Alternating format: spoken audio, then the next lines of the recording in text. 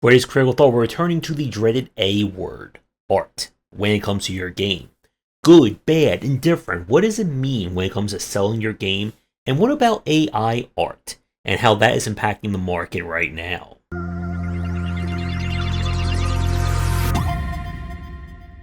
Every few years, we have to have this updated chat about what art means to your game and to the success of your game.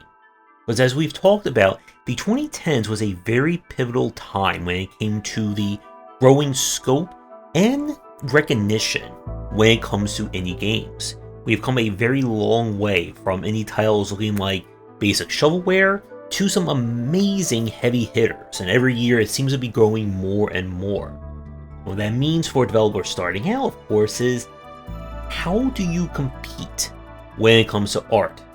Do I want to focus on just pure graphical horsepower? You can see the pores in people's faces and every exact hair molecule or follicle on their head.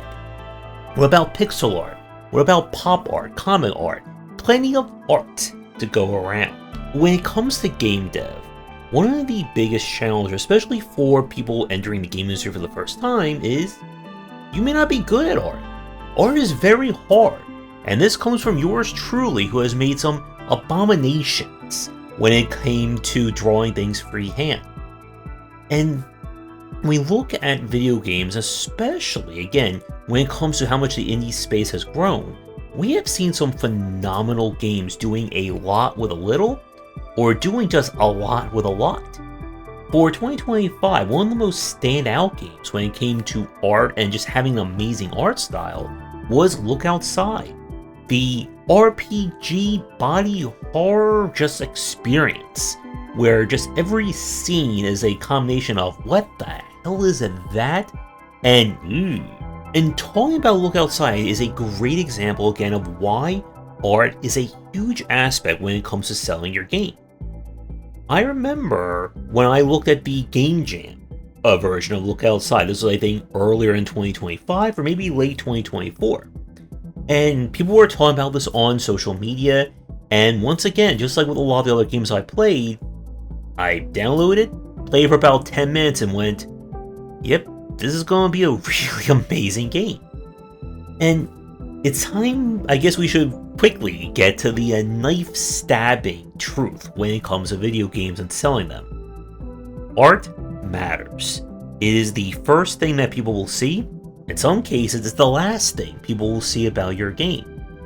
And amazing or interesting art or art styles can sell people on a game long before they see a trailer, long before anyone has managed to cover it. Because when you see something amazing or unique or original that just completely blows everything else out of the water, it makes you want to tell people about it. You're going to show it to people. And this is how a lot of smaller or even some of the bigger games that we've seen just manage to blow up.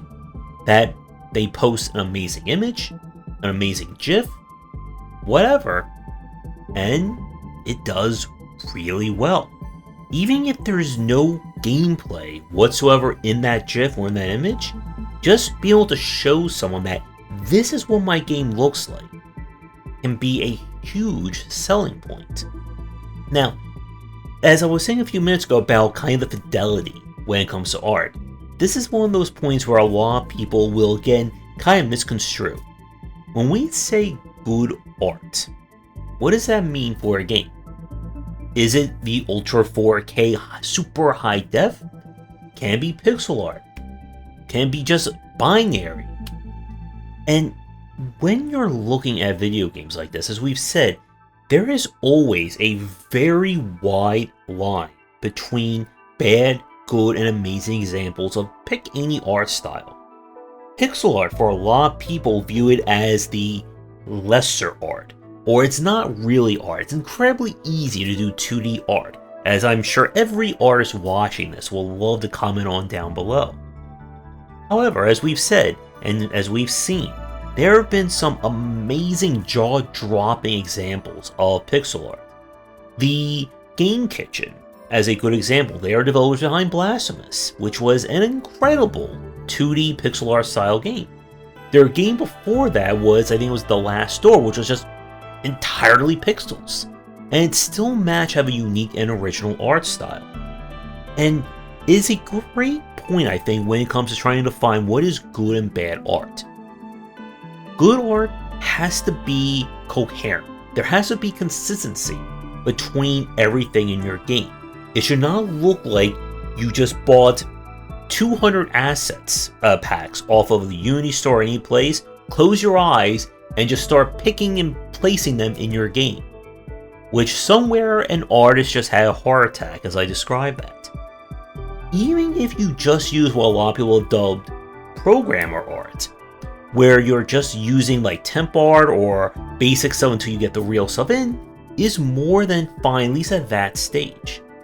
But when it comes time to present your game to someone, it needs to look like it has a coherent vision. Just like how your gameplay has to feel like it is something that was designed to work all around. If your art looks mismatched, if it looks very busted or janky, if it even doesn't match the style that you're trying to evoke, people are not going to really give it more of a look. And as we've talked about before, when we look at developers who are copying or being inspired by other art styles, again, pixel art being a big example, if your pixel art game looks worse than the pixel art of a game in 1989, it is not going to fly today. Because as we've said, just as game design has grown and evolved, so has art, or the graphical styles that people want to see in these games. And to bring this to the point about AI art, this is a very tricky topic, and I'm pretty sure we're going to get into trouble when we make this point. But if we're talking about as an indie developer, in the indie market trying to appeal to fans in it, AI art is more or less a no-go. Again, people will be shouting and screaming that it's the future, we all have to get on it, it's going to happen, you can't stop it, blah blah blah. But when we talk about indie games and the band of brothers and sisters that go with it, people want to see the human factor. In my upcoming book about cozy and casual games, when we're talking about kind of what attracts people to cozy, casual, and wholesome titles, there has to be a human connection. There has to be the knowledge that someone made this game with a specific purpose that they want to share with people or goal. If you are just giving your writing, your art, or even your gameplay to AI, then it's not really going to have that same kind of standing out feature that we've talked about. The fact that we've seen so many developers use AI for their marketing, for their thumbnails, even just the art in their games, people will just immediately look at it and go, yeah, this is just AI driven. Like, there's nothing here that's making it stand out.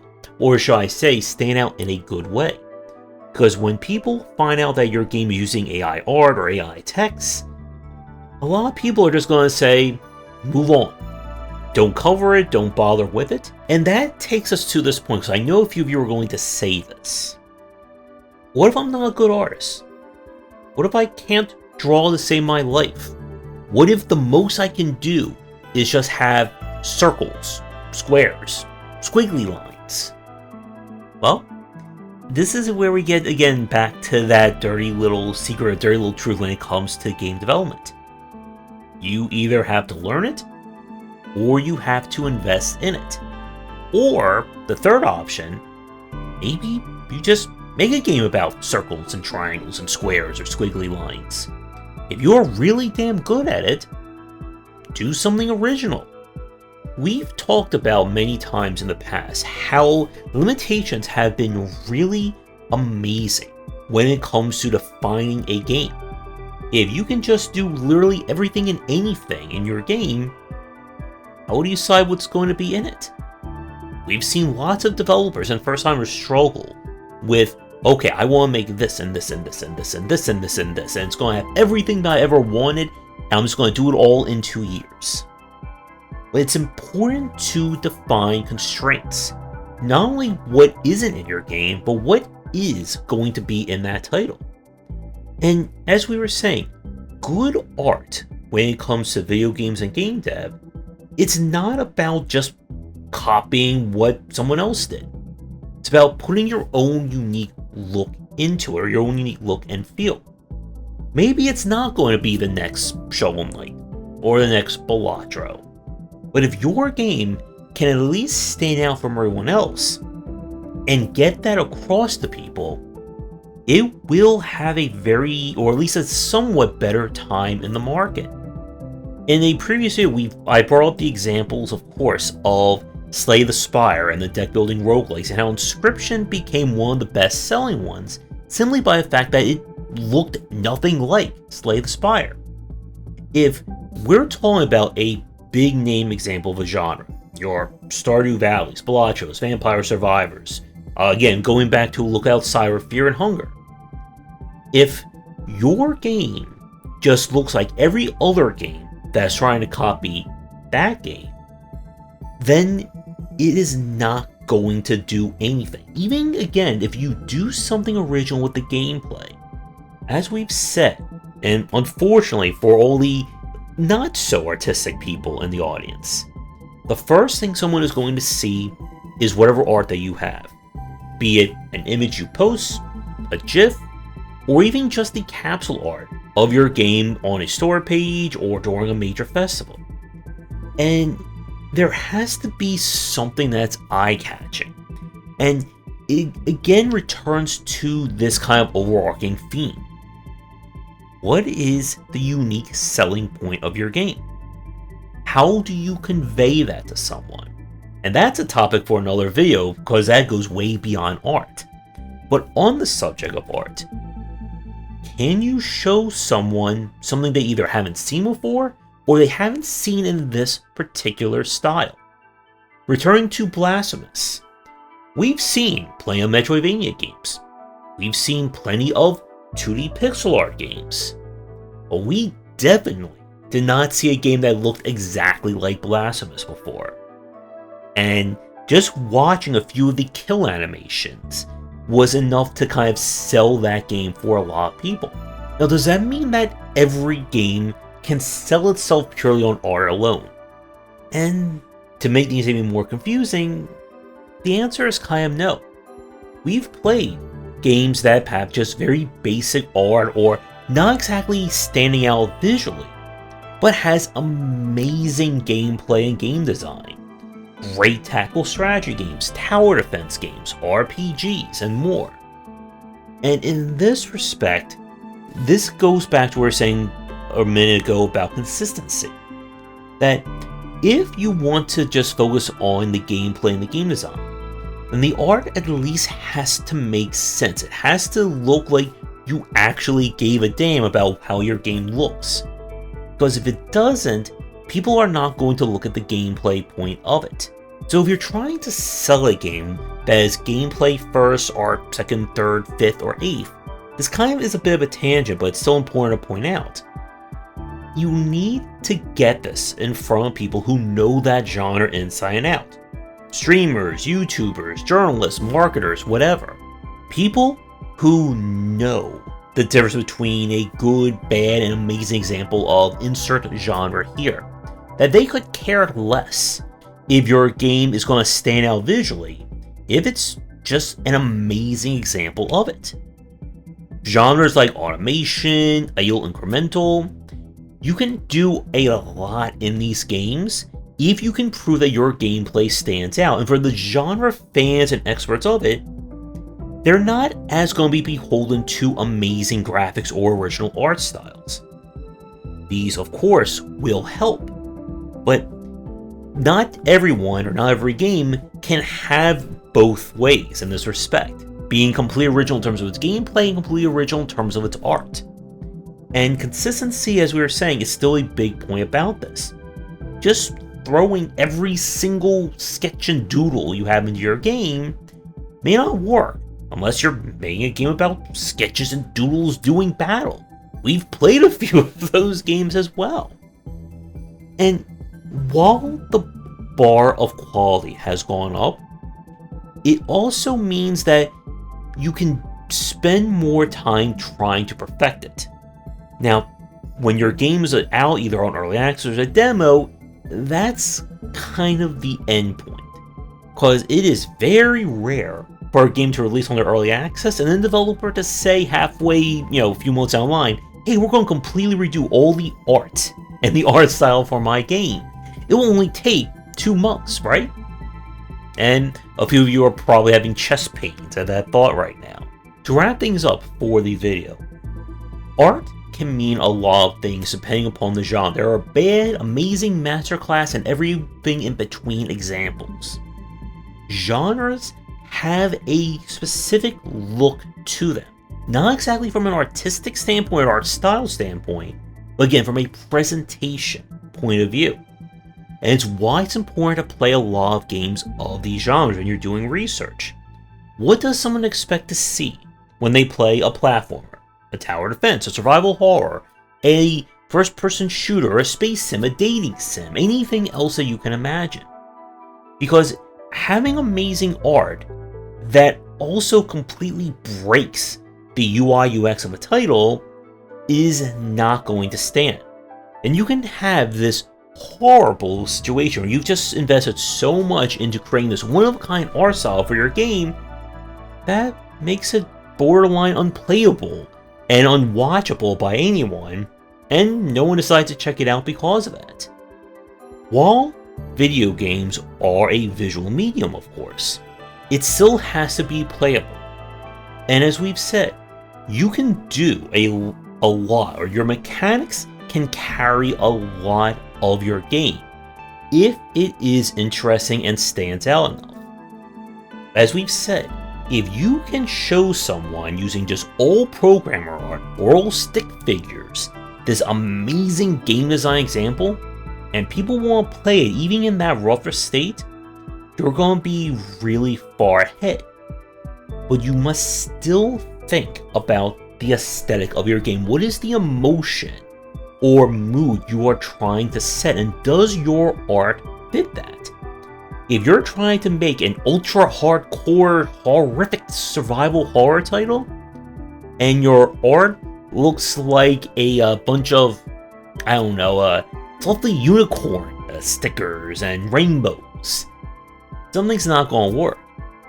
Although, now having said that, someone's going to probably come up with Fluffy Sticker Unicorn Massacre 5. And maybe that'll be out by the end of this year. Having a unique art style, a unique tone to your game is a selling point, and it becomes a part of the marketing as well.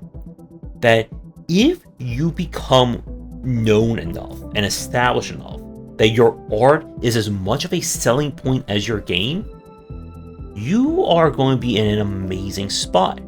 And this usually happens for developers who have been around enough and survived enough to establish themselves in terms of name, design, and art. That you can show someone a screenshot and they know immediately that this is from your studio. A good example for me would be stuff like the Rusty Lake games. That the second I see one of their screenshots or I see anything that sounds Rusty Lake related, I am definitely in for it. Clay Entertainment being another big example.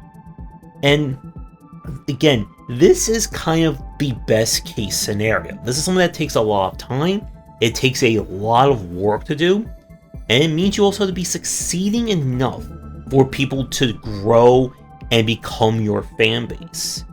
And not every game is going to make that work. And at the end of the day, if you're just completely floundering and there is no hope for you in terms of art, then you're going to have to do the other horrific thing. Networking.